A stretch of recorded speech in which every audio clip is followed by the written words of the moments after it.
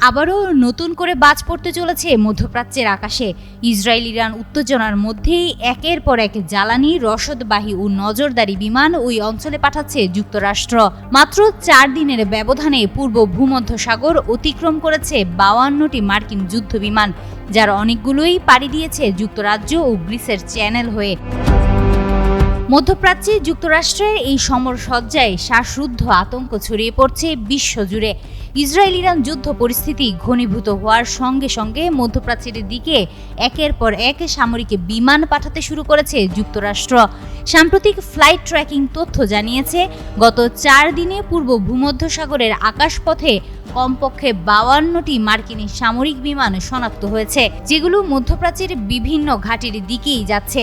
এই তৎপরতা এমন এক সময় ঘটছে যখন মার্কিন প্রেসিডেন্ট ডোনাল্ড ট্রাম্প সরাসরি ইরানে হামলা চালানোর সম্ভাব্য সিদ্ধান্ত বিবেচনা করছেন।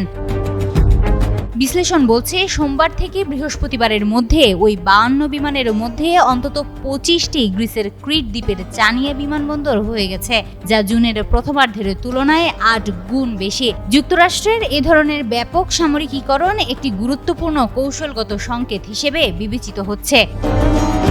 পূর্ব ভূমধ্যসাগরের উপরে দেখা 52টি বিমানের মধ্যে 32টি বিমান সেনা ও রসদ পরিবহন, 18টি বিমান আকাশপথে জ্বালানি সরবরাহ এবং 2টি বিমান নজরদারি ও গোয়েন্দা কাজে ব্যবহৃত হয়। হিমাতুল জান্নাত, যুগান্তর নিউজ।